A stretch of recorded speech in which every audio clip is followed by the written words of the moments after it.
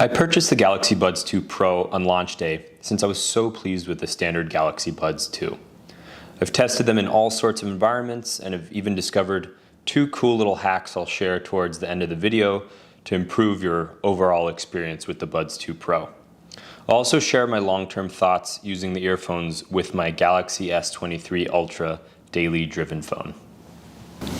In terms of the fit and the finish of the Galaxy Buds 2 Pro, they now have a matte design, so it is a lot grippier, and I find that it slips around a lot less when I'm pulling it out of my pocket or pulling it out of a bag of some sort. Now, they are also reduced in size by about 15% compared to last year's model. That just means that the fit is sleeker and slimmer overall and fits a lot more flush in your ear.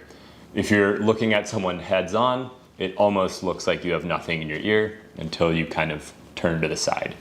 That is not the case with the previous Pro Buds or the specific Buds 2 here. Because of this matte texture, the marks are a little bit more visible on the matte case versus the glossy case. Therefore, I'll recommend a case protector. They make some pretty cool ones and they're relatively inexpensive, but if you're worried about that, it's a good option. So in terms of the actual ergonomic fit in your ear, these fit super well. I've actually never had a problem even with my Buds 2, which are a little heavier and bigger. I've never had them fall out. You know, whatever I seem to do, I just can't shake them out. But I would say that in general, I kind of readjust them maybe every 30 minutes or so when I'm wearing them while I'm working out or just kind of walking around. It will be interesting to see if they add the wingtip design that they used to have on old generations of Buds, like the wingtips on the Buds FE that they announced a couple weeks ago at their Unpacked event. The nice thing about the black case and black Buds is that it really doesn't show dirt or grime or earwax. While I do kind of clean them every month or every 2 months, the white Buds here, they just show everything, and these I have to clean like every couple weeks or else they just really start to look kind of gross and disgusting. So just note that. They do make a purple version, which is called Bora Purple, and they make the graphite version, which is this, and then they make the white version as well. This video is launching around Prime Day, so I'll link the Buds below. They do typically go on sale. I saw them today at $178, discounted from $230. And I've seen them actually a little bit lower too, in the $150 range. You can certainly buy them refurbished, which I'll put links to as well. And then you're getting into the $120, $130 range if you're buying recertified or refurbished ones. In terms of the audio quality, the Galaxy Buds 2 Pro now have Bluetooth 5.3, which results in really rock solid connection. Never had any dropouts here.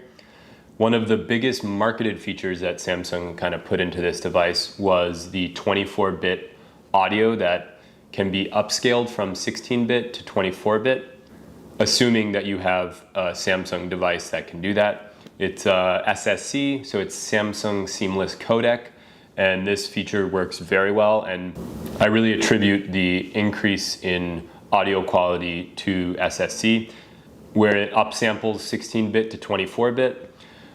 Also, when I use my S23 Ultra, if I play FLAC samples that are actually 24-bit native, these sound incredible, and they're probably one of the closest experiences I've had to my wired headphones and DAC, the Shanling Q1 and the Shanling AE3 headphones, which pair super well together. I've done videos on those if you'd like to check that out. These are the first Buds I think they've really marketed as studio Buds. So they have some artists that they put some promo videos out. I could actually see these being used in the studio, while IEMs are typically the standard and I would think would be just better in general. If you were in a pinch, I think you probably could use these. That's how good the sound is.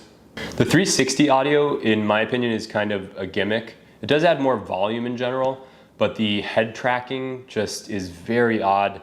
It's like very positionally directed, so if you move at all, you're kind of like the source is right here, and it's just a strange experience overall. I wouldn't recommend that. Compared to the Buds Pro or the Buds 2, there is more of a bass presence here, and I think that just comes down to the better fit of the device in your ear. Now, I was telling you about some hacks in the beginning. One of them is actually getting foam tips. So those will provide better passive isolation and will provide better bass response, partially because of blocking external sound better and creating a better kind of resonance chamber, but also because they go deeper into the ear canal. So I'll link some of those below. Those are kind of cool options. By default in the box, they only offer 2 other tips. So there's like a small, a medium, and a large, and a USB-C cable, that's it. Besides the WF-1000XM5s from Sony, these are probably some of the best wireless headphones that I've heard. And while I've tried those, I kind of stuck with these because I do have an S23 Ultra and the integration of the ecosystem is just that good. So for some really good news, when enabling transparency, the Galaxy Buds 2, for example, are just terrible. They have constant wind noise. These are actually the first buds besides the world's first wireless headphones, the Bragi Dash, which I reviewed, I'll put up here for you. Those had a wind transparency feature and it was quite good. Actually, some of the best. I've never seen anything surpass it yet, but the Galaxy Buds 2 Pro come really close. They take a second for the algorithm to pick up the wind noise and then cut out the actual kind of buffeting that it causes in the microphone holes. But I can actually bike ride with these, which I can't say about many wireless headphones. Speaking of transparency, the voice detection in these is actually decent. It detects your voice very well, but I personally think that this should have been kept in the labs feature because if you're someone that sings, let's be honest, most of us kind of sing along to songs sometimes, it will activate and it just ends up being more of a nuisance than it is helpful. I like the ability in the app to disable the touch controls. So sometimes if I'm outside and I have like a rain jacket on, when you put these in your ear, if the rain jacket gets wet, the capacitive kind of touch on the device will trigger transparency or it'll like stop and play your song. So it's nice to actually be able to disable those. Speaking of other features in the app, the ability to pair with SmartThings and find your buds is nice.